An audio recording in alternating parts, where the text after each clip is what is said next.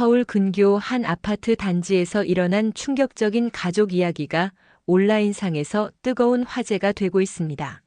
70살 할머니가 둘째 딸의 간절한 부탁을 단호하게 거절했다는 내용인데요. 손자 돌봄을 요청받은 할머니의 예상치 못한 반응이 많은 이들에게 깊은 울림을 주고 있다고 합니다. 과연 평생 자식들을 위해 살아온 어머니가 왜 이런 선택을 하게 된 걸까요? 지금부터 그 특별한 이야기를 전해드리겠습니다.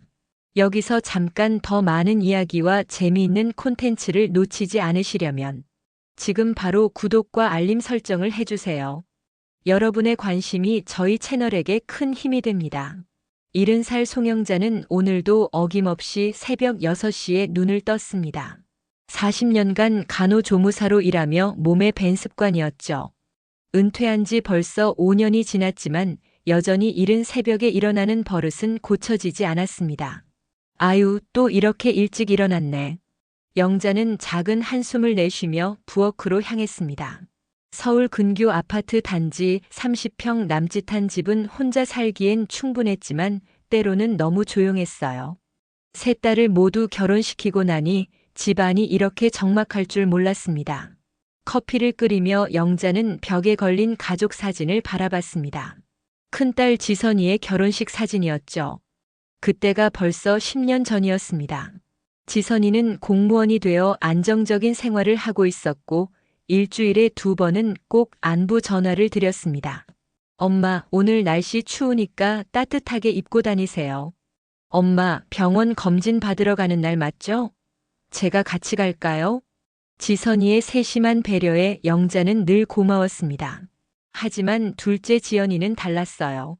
45살인 지연이는 마케팅 회사에서 부장으로 일하며 바쁜 일상을 보내고 있었습니다. 결혼 후 아이를 낳고 나서부터는 연락이 뜸해졌죠. 엄마, 저희는 이제 독립적으로 살고 싶어요. 너무 자주 연락하지 마세요. 2년 전 지연이가 했던 말이 아직도 가슴에 남아 있었습니다. 그때 영자는 손자 지우를 보고 싶어서 자주 연락했었는데 지연이는 그것을 간섭이라고 여겼습니다. 엄마는 우리 삶에 너무 많이 개입하려고 해요. 이제 조연으로 살아주세요.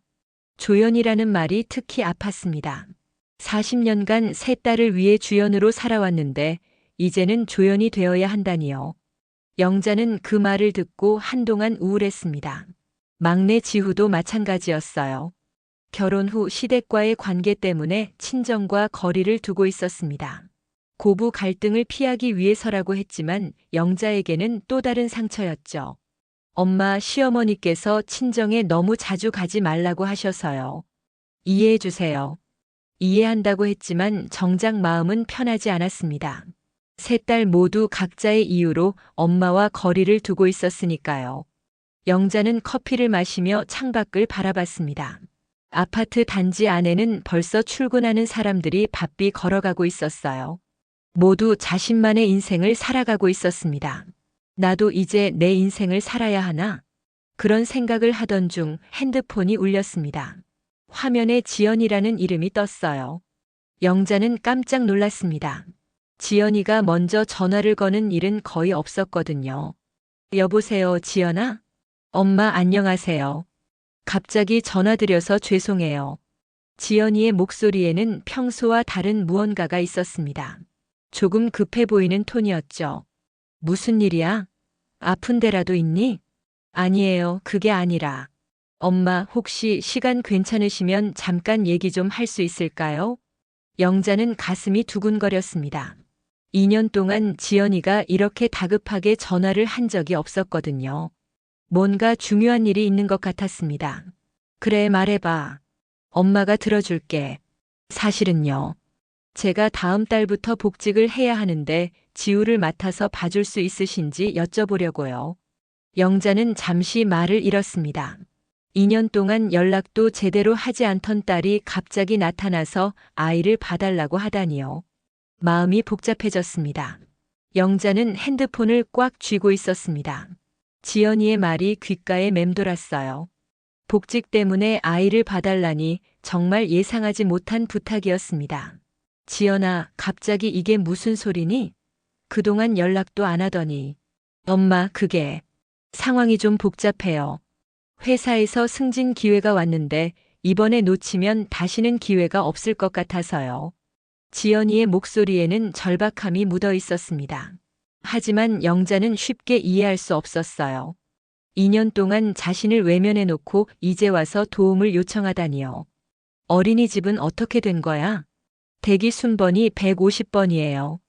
언제 들어갈지 모르겠어요. 그리고 시댁 어른들은 아직 일을 하고 계시잖아요. 영자는 한숨을 내쉬었습니다.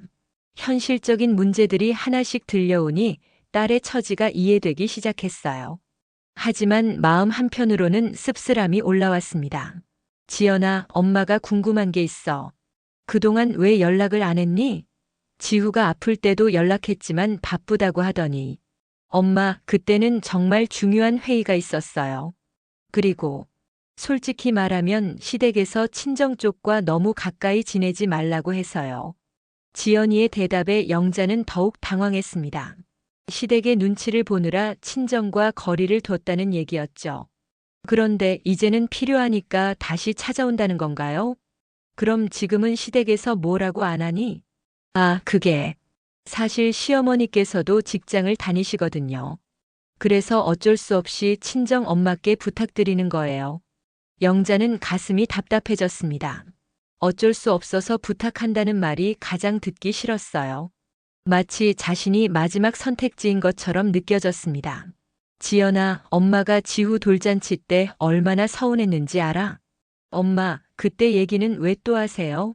지나간 일인데. 지나간 일이 아니야. 친정 쪽은 상석에 앉히고 외할머니인 나는 구석진 자리에 앉혔잖니. 그때 얼마나 창피했는지 알아? 그날을 떠올리면 지금도 가슴이 아팠습니다. 돌잔치장에서 영자는 마치 초대받은 손님처럼 대접받았어요. 손자의 할머니임에도 불구하고 말이죠. 엄마, 그건 자리 배치가 그렇게 된 거였어요. 딱히 의도한 건 아니었고, 의도하지 않았다고. 그럼 왜 음식 나오는 순서도 우리 쪽이 제일 늦었니? 왜 사진 찍을 때도 우리는 빠졌고? 영자의 목소리가 점점 높아졌습니다. 그동안 참아왔던 서운함이 터져 나오고 있었어요. 지연이는 잠시 말이 없었습니다. 그러더니 한숨을 쉬며 말했어요. 엄마, 솔직히 말할게요. 그때는 제가 어렸어요. 시댁 눈치도 보였고 완벽한 며느리가 되고 싶었거든요. 그래서 친정을 좀 소홀히 했던 것 같아요. 영자는 딸의 솔직한 고백을 듣고 마음이 조금 누그러졌습니다. 하지만 여전히 상처는 아물지 않았어요. 지연아, 엄마도 사람이야. 내가 필요할 때만 찾는 건 아니잖니? 평소에 안부도 묻지 않으면서 이럴 때만 엄마 생각이 나니? 엄마, 진짜 미안해요. 앞으로는 자주 연락드릴게요. 그러니까 이번만 도와주세요. 지연이의 목소리에는 간절함이 묻어 있었습니다. 하지만 영자는 쉽게 답할 수 없었어요. 너무 많은 상처가 아직 아물지 않았거든요. 지연아, 엄마가 하루 종일 생각해보고 연락드릴게. 갑자기 이런 얘기를 들으니까 머리가 복잡해. 엄마, 시간이 별로 없어요. 다음 주까지는 답을 주셔야 해요. 지연이의 재촉하는 말에 영자는 더욱 부담을 느꼈습니다. 이것도 압박이었어요. 전화를 끊고 나서 영자는 한참 동안 멍하니 앉아 있었습니다. 복잡한 마음이 정리되지 않았어요. 영자는 전화를 끊고 나서 소파에 주저앉았습니다. 머릿속이 복잡했어요. 한편으로는 손자 지우가 보고 싶었지만 다른 한편으로는 지연이의 태도가 못마땅했습니다. 필요할 때만 찾는구나. 중얼거리며 영자는 찬장에서 옛날 사진첩을 꺼냈습니다. 지연이가 어렸을 때 사진들이 가득했어요. 혼자서 세 딸을 키우느라 얼마나 힘들었는지 모릅니다. 이 아이를 위해서 밤새 간호조무사 일을 했는데 사진 속 지연이는 해맑게 웃고 있었습니다. 초등학교 운동회에서 1등을 했을 때, 중학교 졸업식에서 상을 받았을 때, 대학교 입학할 때까지 모든 순간을 영자는 함께 했어요. 그런데 언제부터인가 지연이는 변했습니다. 결혼하고 나서 특히 더 그랬어요. 시댁 눈치를 보느라 친정을 멀리하기 시작했죠. 핸드폰이 다시 울렸습니다. 이번에는 큰딸 지선이었어요. 엄마, 안녕하세요. 오늘 컨디션은 어떠세요? 지선아, 엄마가 좀 고민이 있어. 영자는 지연이와의 통화 내용을 지선에게 털어놨습니다. 지선은 조용히 들어주더니 한참 후에 입을 열었어요. 엄마, 솔직히 말씀드릴게요. 지연이는 자기 편할 때만 엄마를 찾아요. 평소에는 간섭한다고 하면서 말이에요. 그래도 손자 때문에. 엄마는 일꾼이 아니에요. 지연이가 자기 상황을 해결하려고 엄마를 이용하려는 거예요. 지선의 직설적인 말에 영자는 충격을 받았습니다. 하지만 한편으로는 속 시원했어요. 그동안 혼자 느꼈던 답답함을 딸이 정확히 짚어준 느낌이었습니다. 지선아, 그래도 가족인데. 엄마, 가족이라는 이름으로 일방적인 희생을 강요하는 건 옳지 않아요. 지연이는 지난 2년 동안 엄마께 뭘 해드렸나요? 지선의 질문에 영자는 말문이 막혔습니다. 정말로 지연이는 그동안 아무것도 하지 않았어요. 명절에도 시댁에만 가고 영자의 생일에도 연락 한 통 없었습니다. 엄마 세대는 참고 살았지만 우리 세대는 다르게 살기로 했잖아요. 그런데 그게 엄마를 배려한 건 아니었어요. 오히려 더 이기적이 된 것 같아요. 지선의 말이 가슴에 와 닿았습니다. 세대가 다르다는 이유로 엄마를 소홀히 하는 건 옳지 않다는 뜻이었죠. 그럼 엄마는 어떻게 해야 할까? 엄마 마음대로 하세요. 하지만 엄마도 이제 자신을 위해 살 권리가 있어요. 지선과의 통화를 마친 후 영자는 더욱 고민에 빠졌습니다. 손자 지우는 정말 사랑스러웠어요. 벌써 4살이 된 지우는 말도 예쁘게 했고 할머니를 무척 따랐습니다. 할머니, 보고 싶어요. 지난번 우연히 마트에서 만났을 때 지우가 했던 말이 떠올랐습니다. 그때 지연이는 바쁘다며 인사만 대충 하고 지나갔어요. 오후 3시쯤 영자는 아파트 단지 산책로를 걸었습니다. 평소 운동 삼아 걷던 길이었는데 오늘은 마음이 무거웠어요. 영자 씨, 안녕하세요. 뒤에서 누군가 부르는 소리에 돌아보니 같은 아파트에 사는 김순희 씨였습니다. 영자와 비슷한 나이의 순희 씨는 며느리와 함께 살고 있었어요. 순희 씨, 안녕하세요. 산책 나오셨나 봐요? 네, 집에만 있으니까 답답해서요. 영자 씨는 표정이 안 좋아 보이네요. 무슨 일 있으세요? 영자는 순희 씨에게 지연이 얘기를 했습니다. 순희 씨는 고개를 끄덕이며 들어주었어요. 아유, 우리 세대는 참 힘들어요. 자식들이 필요할 때만 찾으니까 말이에요. 순희 씨도 그런 경험이 있으세요? 물론이죠. 며느리가 아이 봐달라고 할 때는 언제고 평소에는 간섭한다고 구박하거든요. 순희 씨의 말에 영자는 공감했습니다. 비슷한 처지의 사람들이 많다는 걸 알게 되니 조금 위로가 되었어요. 그럼 어떻게 하세요? 저는 이제 제 의견을 확실히 말해요. 싫으면 싫다고 좋으면 좋다고 말이에요. 우리도 감정이 있는 사람이니까요. 순희 씨의 조언을 들으며 영자는 생각에 잠겼습니다. 정말로 자신의 감정을 솔직하게 표현해야 할 때가 온 것 같았어요. 집으로 돌아온 영자는 거실 소파에 앉아 천천히 생각을 정리했습니다. 지연이의 부탁을 들어줄 것인지 아니면 거절할 것인지 결정해야 했어요. 저녁 8시 영자는 마침내 결심을 굳혔습니다. 하루 종일 고민한 끝에 내린 결론이었어요. 지연이에게 전화를 걸기 전 영자는 깊게 숨을 들이쉬었습니다. 여보세요, 지연아? 엄마 기다리고 있었어요. 어떻게 생각해 보셨어요? 지연이의 목소리에는 기대감이 묻어 있었습니다. 당연히 승낙할 거라고 생각하는 것 같았어요. 하지만 영자의 대답은 달랐습니다. 지연아, 미안하지만 안 돼. 전화기 너머로 잠시 정적이 흘렀습니다. 지연이가 예상하지 못한 대답이었나 봅니다. 엄마, 지금 뭐라고 하신 거예요? 엄마가 지우를 봐줄 수 없다는 얘기야. 영자의 목소리는 생각보다 단호했습니다. 그동안 마음속에 쌓여있던 서운함이 힘을 준 것 같았어요. 엄마, 왜요? 이유라도 말씀해 주세요. 이유? 지연아, 정말 모르겠니? 영자는 한숨을 내쉬었습니다. 이렇게까지 설명해야 하나 싶었어요. 2년 동안 너는 엄마에게 뭘 했니? 생일에도 연락 없고 명절에도 안 오고 심지어 지우가 감기 걸렸을 때 연락해도 바쁘다고 하더니 엄마, 그때는 정말 중요한 프레젠테이션이 있었어요. 어쩔 수 없었다고요. 지연이의 변명에 영자는 더욱 화가 났습니다. 어쩔 수 없다고. 그럼 지금도 어쩔 수 없어서 엄마를 찾는 거니? 엄마, 그런 뜻이 아니에요. 진짜 급해서 그런 거라고요. 지연이의 목소리가 점점 높아졌습니다. 예상과 다른 상황에 당황하고 있는 것 같았어요. 지연아, 엄마도 사람이야. 필요할 때만 찾으면 기분이 어떨 것 같니? 엄마는 왜 이렇게 감정적으로 나오세요? 저는 현실적인 도움이 필요한 거라고요. 감정적이라는 말에 영자는 더욱 속상했습니다. 지연이는 항상 이런 식이었어요.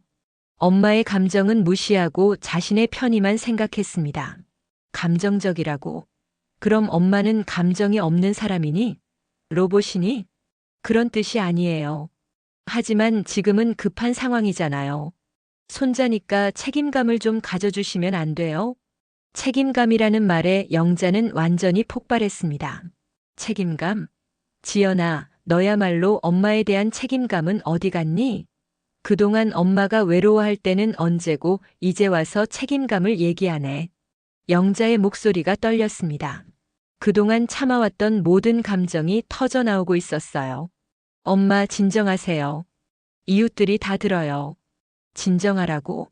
지연아, 너는 정말 모르는구나. 엄마가 얼마나 서운했는지 말이야. 지연이는 잠시 말이 없더니 한숨을 쉬며 말했습니다. 엄마, 알겠어요. 그럼 일주일만 생각해 보세요. 제발이에요. 아니야, 지연아. 엄마 마음은 이미 정해졌어. 영자는 더 이상 물러설 생각이 없었습니다. 그럼 저는 어떻게 해요? 승진 기회를 포기하라는 거예요? 그건 내가 알아서 해결할 문제야. 엄마는 내 문제 해결사가 아니거든. 영자의 단호한 말에 지연이는 당황했습니다. 엄마, 정말 이러실 거예요? 가족인데. 가족이라고. 지연아, 가족이라면 평소에도 가족답게 지내야 하는 거 아니니? 필요할 때만 가족인 척하면 안 되지. 지연이는 잠시 말이 없었습니다. 그러더니 목소리 톤을 바꿔서 말했어요. 엄마, 그럼 지우는 어떻게 해요? 지우가 할머니 보고 싶어 한다고 했잖아요. 지우를 언급하는 순간 영자의 마음이 흔들렸습니다. 정말로 손자는 사랑스러웠거든요. 하지만 이것도 일종의 감정 조작이라는 걸 알 수 있었어요. 지연아, 지우를 이용하지 마. 진짜 지우가 할머니를 보고 싶어 한다면 평소에도 만나게 해줬어야지. 엄마.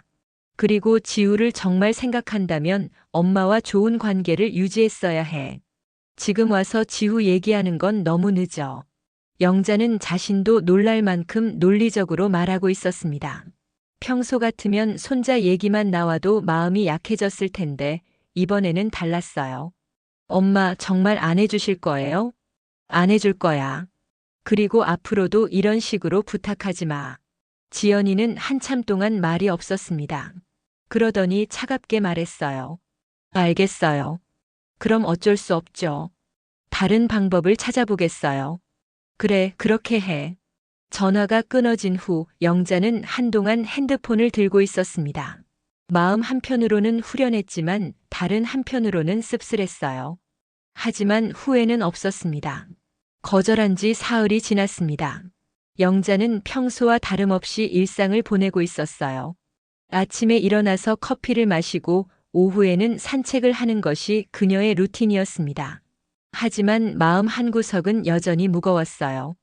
지연이와의 통화 이후로 연락이 없었거든요. 사실 영자도 딸에게 그렇게 단호하게 말한 것이 처음이라 어색했습니다. 내가 너무 심했나? 가끔 이런 생각이 들기도 했지만 곧바로 고개를 저었어요. 그동안 참아온 것들을 생각하면 당연한 반응이었습니다. 목요일 오후 2시쯤 영자는 마트에 장을 보러 갔습니다. 평소보다 사람이 많지 않아서 천천히 둘러볼 수 있었어요. 과일 코너에서 사과를 고르고 있는데 뒤에서 익숙한 목소리가 들렸습니다. 어머니, 안녕하세요. 돌아보니 지연이의 남편 박진석이 서 있었습니다. 47살의 진석은 평소에도 냉정한 성격이었는데 오늘은 특히 표정이 굳어 있었어요. 아, 진석아. 안녕. 장 보러 나왔니? 네, 그런데 어머니와 잠깐 얘기할 게 있어서요. 진석의 말투가 평소와 달랐습니다. 뭔가 준비해온 듯한 느낌이었어요. 무슨 얘기? 지연이 일 때문에 말씀드리고 싶은 게 있어요. 잠깐 카페에서 얘기할 수 있을까요? 영자는 조금 당황했습니다. 진석이 먼저 만나자고 한 것은 처음이었거든요. 하지만 거절할 이유도 없어서 함께 마트 안 카페로 향했습니다. 어머니, 지연이한테 들었어요. 지후 돌봐달라는 부탁을 거절하셨다고요. 진석은 커피를 주문하자마자 바로 본론을 꺼냈습니다. 영자는 예상했던 대화였지만 여전히 부담스러웠어요. 그래, 그랬어. 이유가 뭔가요? 진석의 직설적인 질문에 영자는 잠시 말을 멈췄습니다. 사위에게 딸의 잘못을 얘기하기가 쉽지 않았어요. 진석아, 그건 우리 모녀 간의 문제야. 하지만 지금 지연이가 정말 힘들어해요. 승진 기회를 놓칠 수도 있다고 하더라고요. 영자는 진석의 말을 들으며 씁쓸함을 느꼈습니다. 결국 지연이의 편에서 압박하러 온 것이었어요. 진석아, 그럼 너희 부모님은 어떻게 생각하시니? 저희 부모님은 아직 일을 하고 계셔서 어려워요. 그리고 솔직히 말하면 지우를 맡기기엔 어머니가 더 경험이 많으시잖아요. 진석의 말에는 계산이 깔려 있었습니다. 영자가 간호조무사 출신이라 아이 돌보는데 더 적합하다는 뜻이었죠. 경험이 많다고? 그럼 나는 지후 돌보는 기계니? 그런 뜻이 아니에요. 하지만 가족이니까 서로 도와야 하는 거 아닌가요? 가족이라는 말이 또 나왔습니다. 영자는 이 말이 이제 지긋지긋했어요. 진석아, 그럼 지금까지 지연이가 가족으로서 나에게 뭘 해줬니? 한 번이라도 생각해 본 적 있니? 영자의 반문에 진석은 잠시 말이 없었습니다. 그러더니 다른 방향으로 화제를 돌렸어요. 어머니, 지우가 어머니를 정말 보고 싶어 해요. 어제도 할머니 언제 와요? 라고 물어보더라고요. 또 지우를 이용하는군요. 영자는 이런 식의 감정 조작이 익숙했습니다. 진석아, 지우가 정말 할머니를 보고 싶어 한다면 왜 그동안 만나게 해주지 않았니? 돌잔치 때도 그렇고 평소에도 그랬잖아. 영자의 지적에 진석은 당황하는 기색을 보였습니다. 그때는 상황이 복잡했어요. 복잡했다고? 시댁 눈치 보느라 친정을 멀리한 거잖아. 이제 와서 지우 얘기하는 건 너무 뻔해. 영자는 점점 목소리에 힘이 들어갔습니다. 진석의 속셈이 너무 뻔히 보였거든요. 어머니, 그럼 정말 안 도와주실 건가요? 안 도와줄 거야. 그리고 앞으로도 이런 식으로 부탁하지 마. 진석은 한숨을 쉬며 말했습니다. 어머니, 솔직히 말씀드릴게요. 지연이가 스트레스를 너무 많이 받고 있어요. 이러다가 우울증에 걸릴 것 같아요. 이제는 지연이의 건강까지 들먹이며 압박하기 시작했습니다. 영자는 이런 식의 감정 조작이 정말 싫었어요. 진석아, 지연이가 스트레스 받는 건 내 탓이 아니야. 자기가 선택한 일이잖아. 하지만 가족하지 마. 진짜 가족이라면 평소에도 가족답게 지내야지. 영자는 자리에서 일어났습니다. 더 이상 이런 대화를 계속할 필요가 없었어요. 진석아, 나는 이제 내 인생을 살고 싶어. 지연이도 자기 인생은 자기가 책임져야 해. 카페를 나서며 영자는 가슴이 두근거렸습니다. 사위에게까지 그렇게 단호하게 말한 것은 처음이었거든요. 하지만 후회는 없었습니다. 집으로 돌아오는 길에 영자는 생각했습니다. 앞으로 더 큰 압박이 올지도 모른다고요. 하지만 이제는 물러서지 않을 작정이었습니다. 진석과의 만남 이후 이틀이 지났습니다. 영자는 평소대로 생활하려고 노력했지만 마음 한편으로는 불안했어요. 지연이 가족이 다음에 어떤 방법을 쓸지 예상할 수 없었거든요. 토요일 오전 11시쯤 현관벨이 울렸습니다. 영자는 누가 왔는지 궁금해서 인터폰 화면을 확인했어요. 화면에는 지연이와 지우가 서 있었습니다. 지연이가 왜? 영자는 당황했습니다. 전화로 거절했는데 직접 찾아올 줄은 몰랐거든요. 특히 지우까지 데리고 온 것을 보니 뭔가 계획이 있는 것 같았어요. 문을 열자 지우가 가장 먼저 뛰어왔습니다. 할머니, 보고 싶었어요. 내 살배기 지우의 환한 미소에 영자의 마음이 흔들렸습니다. 정말 사랑스러운 손자였어요. 지후야, 할머니도 보고 싶었어. 영자는 지우를 안아주며 지연이를 바라봤습니다. 지연이는 평소와 달리 차림새가 말끔했어요. 정장을 입고 화장도 진하게 했습니다. 엄마 안녕하세요. 갑자기 찾아뵈서 죄송해요. 지연이의 목소리는 예전보다 한결 부드러웠습니다. 뭔가 작전을 바꾼 것 같았어요. 지연아, 갑자기 웬일이야? 엄마, 사실 오늘 회사에서 중요한 미팅이 있어요. 그런데 갑자기 베이비시터가 취소돼서 지우를 맡길 곳이 없어졌어요. 지연이의 말에 영자는 의심스러웠습니다. 너무 갑작스럽고 우연치고는 계획적이었거든요. 그럼 시댁에는 연락해봤니? 시어머니께서 오늘 지방에 출장 가셨어요. 그래서 어쩔 수 없이 엄마께 부탁드리러 왔어요. 지연이는 간절한 표정을 지었습니다. 하지만 영자는 쉽게 넘어가지 않았어요. 지연아, 베이비시터가 갑자기 취소됐다고 했는데 원래 언제부터 예약해둔 거야? 그게 어제 예약했는데 오늘 아침에 갑자기 연락이 왔어요. 지연이의 대답이 어색했습니다. 뭔가 거짓말 같았어요.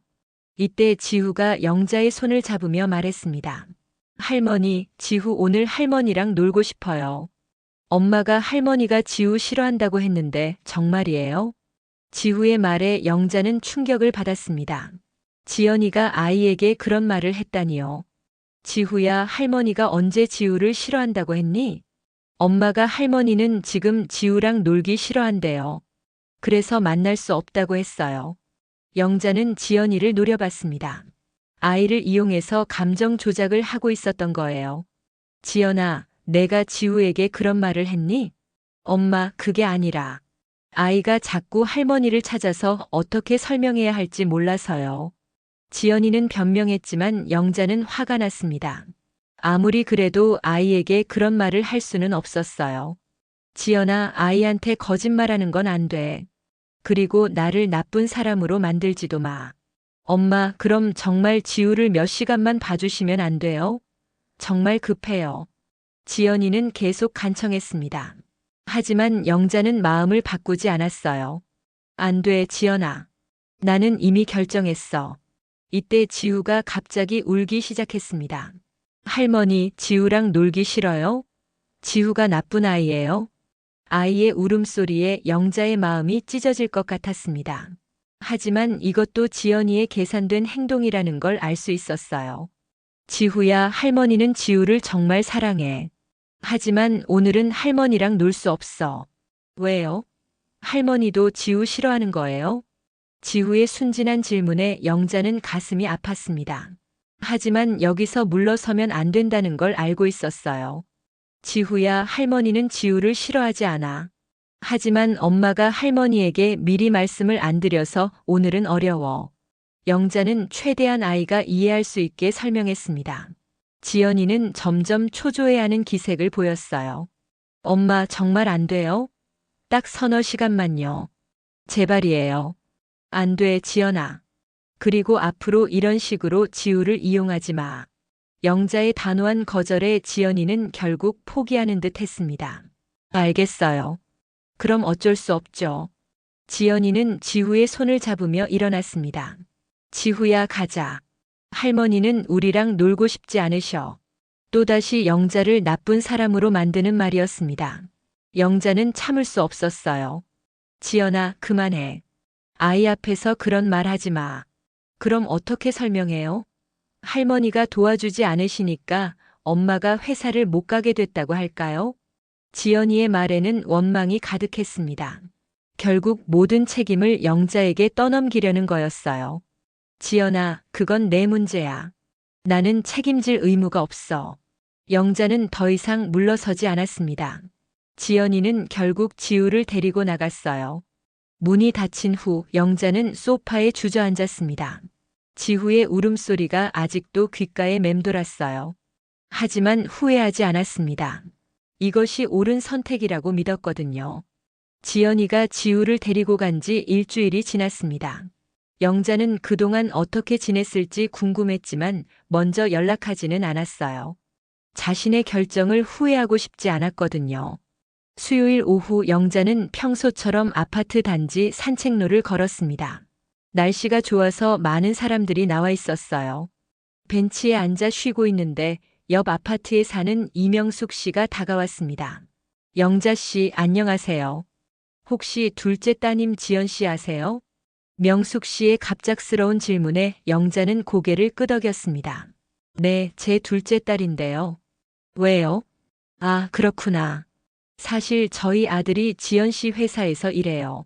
마케팅팀 대리로요. 영자는 조금 놀랐습니다. 세상이 참 좁다는 생각이 들었어요. 그런데 요즘 지연 씨가 회사에서 좀 힘들어하는 것 같더라고요.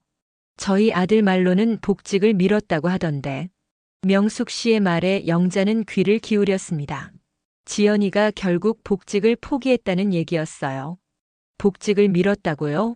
네, 아이 돌볼 사람이 없어서 어쩔 수 없이 육아휴직을 연장했다고 하더라고요. 승진 기회도 날아갔다고 하고요. 영자는 마음이 복잡해졌습니다. 한편으로는 안타까웠지만 다른 한편으로는 예상했던 일이기도 했어요. 그런데 이상한 게 있어요. 명숙 씨가 목소리를 낮추며 말했습니다. 저희 아들 말로는 지연 씨가 원래 복직 예정일이 다음 달이 아니라 2달 후였대요. 그런데 왜 갑자기 다음 달로 앞당기려고 했는지 모르겠다고 하더라고요. 영자는 깜짝 놀랐습니다. 지연이가 거짓말을 했다는 뜻이었어요. 정말요? 네, 그리고 또 이상한 건 베이비시터 얘기도 그래요. 지연 씨가 베이비시터를 구하려고 했는데 조건이 너무 까다로워서 아무도 안 하려고 했다고 해요. 명숙 씨의 말을 들으며 영자는 점점 화가 났습니다. 지연이가 처음부터 엄마에게 의존할 생각이었다는 게 분명해졌거든요. 어떤 조건이었는데요? 하루 12시간씩 주말에도 나와야 하고 급여는 최저임금이라고 하더라고요. 그런 조건으로는 아무도 하려고 하지 않죠. 영자는 한숨을 내쉬었습니다. 지연이가 의도적으로 불가능한 조건을 제시해서 베이비시터를 구하지 못한 척한 것이었어요. 그래서 결국 시댁에서 봐주기로 했나 봐요. 아, 그것도 재밌는 얘기가 있어요. 시어머니께서 지방 출장 간다고 했던 것도 거짓말이었대요. 실제로는 집에 계셨다고 하더라고요. 영자는 완전히 어이가 없었습니다. 지연이가 거짓말을 연달아 한 것이었어요. 그럼 결국 시댁에서 봐주고 있는 건가요? 네, 그런 것 같아요. 근데 시어머니께서 많이 힘들어 하신다고 하더라고요. 원래 지연 씨가 친정 엄마한테 부탁하려고 했는데 거절당했다면서 자기가 어쩔 수 없이 맡게 됐다고 투덜대신다나 봐요. 영자는 가슴이 답답해졌습니다. 지연이가 자신을 나쁜 사람으로 만들어 놓은 것이었어요. 집으로 돌아온 영자는 큰딸 지선에게 전화를 걸었습니다. 지선아, 엄마야. 엄마, 어떻게 지내세요? 지연이 일은 어떻게 됐나요? 그게 말이야. 지선아, 너는 지연이한테 연락받은 거 없니? 아니요, 왜요? 영자는 명숙 씨에게 들은 얘기를 지선에게 전했습니다. 지선은 듣고 나서 한숨을 쉬었어요. 엄마, 역시 그럴 줄 알았어요. 지연이는 원래 그런 스타일이에요. 자기에게 유리하게 상황을 조작하는 거죠. 그럼 처음부터 계획된 일이었다는 거니? 그럴 가능성이 높아요. 베이비시터도 진짜로 구하려고 했다면 조건을 현실적으로 제시했을 거예요. 시댁 출장 얘기도 확인해 보면 거짓말일 거고요. 지선의 말을 들으며 영자는 더욱 화가 났습니다. 자신이 얼마나 조작당했는지 깨달았거든요. 그리고 엄마, 또 하나 알아두세요. 지연이가 복직을 미룬 건 사실 나쁜 일이 아니에요. 요즘 육아와 일을 병행하기가 얼마나 힘든데요. 오히려 현명한 선택이라고 생각해요. 그럼 왜 그렇게 급하다고 했을까? 엄마를 압박하려고 했던 거죠. 급하다고 해야 엄마가 어쩔 수 없이 도와주실 거라고 생각했던 것 같아요. 영자는 지선의 분석을 들으며 자신의 선택이 옳았다는 확신이 들었습니다. 그날 저녁 영자는 혼자 저녁을 먹으며 생각에 잠겼습니다. 지연이의 거짓말들이 하나씩 드러나니 더 이상 미안한 마음이 들지 않았어요. 오히려 당당해졌습니다. 내가 옳은 선택을 했구나. 영자는 이제 더 이상 자신의 결정을 후회하지 않기로 마음먹었습니다. 지연이가 어떤 식으로 나와도 절대 물러서지 않을 작정이었어요. 지연이의 거짓말들이 모두 드러난 지 한 달이 지났습니다. 영자는 그동안 많은 변화를 겪었어요. 처음에는 혼란스러웠지만 점차 마음의 평정을 찾아가고 있었습니다. 어느 화요일 아침 영자는 평소보다 일찍 일어났습니다. 오늘은 특별한 날이었거든요. 그 같은 아파트에 사는 비슷한 연령대의 여성들과 함께 독서 모임을 시작하기로 한 날이었습니다. 오늘부터 새로운 시작이구나. 영자는 거울을 보며 미소를 지었습니다. 오랜만에 자신을 위한 일을 하게 된 것이 기뻤어요. 오전 10시 아파트 커뮤니티 센터에 도착하니 벌써 5명의 여성이 모여 있었습니다. 모두 영자와 비슷한 나이의 분들이었어요. 영자 씨, 어서 오세요. 김순희 씨가 반갑게 인사했습니다. 지난번 산책길에서 만나 이야기를 나눈 후로 더 가까워진 사이였어요. 안녕하세요, 여러분. 늦지 않았죠?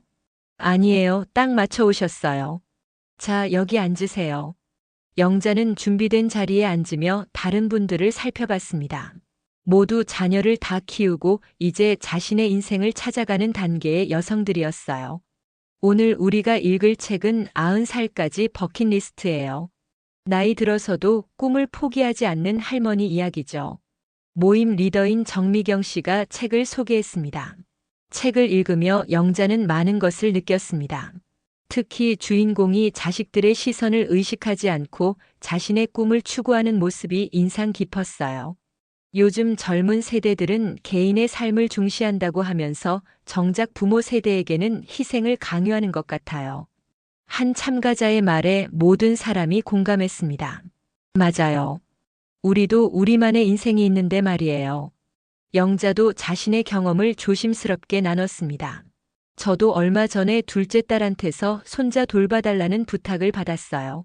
그런데 평소에는 연락도 잘 안 하다가 필요할 때만 찾더라고요. 어떻게 하셨어요? 거절했어요. 처음에는 미안했는데 나중에 보니 제가 옳은 선택을 한 것 같아요. 영자의 이야기에 다른 분들도 비슷한 경험을 털어놨습니다. 서로의 이야기를 들으며 위로받는 시간이었어요. 독서 모임이 끝난 후 영자는 순희 씨와 함께 산책을 했습니다. 영자 씨, 오늘 정말 좋았어요. 혼자만 그런 고민을 하는 게 아니구나 싶더라고요. 저도요. 앞으로 이런 모임을 더 자주 가졌으면 좋겠어요. 맞아요. 우리도 이제 우리를 위해 살 때가 됐어요. 집으로 돌아온 영자는 큰딸 지선에게 전화를 걸었습니다. 지선아, 엄마야. 오늘 독서 모임 다녀왔어. 오, 엄마. 어떠셨어요? 정말 좋았어. 나랑 비슷한 고민을 하는 분들이 많더라고. 다행이에요. 엄마도 이제 엄마만의 취미 생활을 가지셨으면 좋겠어요. 지선의 격려에 영자는 마음이 따뜻해졌습니다. 지선아, 그런데 지연이는 어떻게 지내는지 아니? 아, 엄마. 지연이 얘기는 하지 마세요. 자기가 선택한 일이니까 자기가 책임져야죠. 그래도 걱정이 되네. 엄마, 지연이는 이제 시댁에서 지우를 봐주고 있어요. 그리고 회사 일도 천천히 준비하고 있다고 하더라고요. 오히려 여유가 생겨서 좋아 보였어요. 지선의 말을 듣고 영자는 안도했습니다. 결국 모든 것이 제자리를 찾아간 것 같았어요. 그럼 다행이네. 근데 지연이가 엄마한테 연락은 안 했니? 아니요. 아마 아직 자존심이 상해 있는 것 같아요. 하지만 시간이 지나면 이해할 거예요. 그날 저녁 영자는 혼자 조용히 차를 마시며 지난 한 달을 돌아봤습니다. 처음에는 딸을 거절한 것이 옳은 일인지 확신이 서지 않았어요. 하지만 이제는 분명했습니다. 나도 내 인생을 살 권리가 있어. 영자는 이제 자신감이 생겼습니다. 앞으로 누구든지 자신을 함부로 대하려고 한다면 단호하게 거절할 작정이었어요. 며칠 후 영자는 또 다른 새로운 도전을 시작했습니다. 아파트 복지관에서 운영하는 컴퓨터 기초 강좌에 등록한 것이었어요. 70살의 컴퓨터라니 늦지 않을까? 처음에는 걱정했지만 막상 해보니 재미있었습니다. 새로운 것을 배우는 즐거움을 오랜만에 느꼈어요. 강의가 끝나고 집으로 돌아오는 길에 영자는 문득 지후가 그리웠습니다. 하지만 후회하지는 않았어요. 언젠가는 지연이도 자신의 잘못을 깨닫고 진심으로 사과할 날이 올 거라고 믿었거든요. 그날 밤 영자는 일기를 써보기로 했습니다. 오랜만에 하는 일이었어요. 오늘부터 나는 새로운 인생을 시작한다. 누구를 위해서가 아니라 나를 위해서. 가족이라는 이름으로 일방적인 희생을 강요받는 시대는 끝났다. 나도 존중받을 자격이 있는 사람이고 내 감정도 소중하다. 앞으로는 당당하게 살겠다. 영자는 펜을 내려놓고 창밖을 바라봤습니다. 내일도 새로운 하루가 기다리고 있었어요. 이제는 두렵지 않았습니다. 엄마는 일꾼이 아니야. 나도 내 인생의 주인공이야. 영자의 작은 중얼거림이 조용한 방 안에 울려 퍼졌습니다. 진정한 자유의 시작이었어요.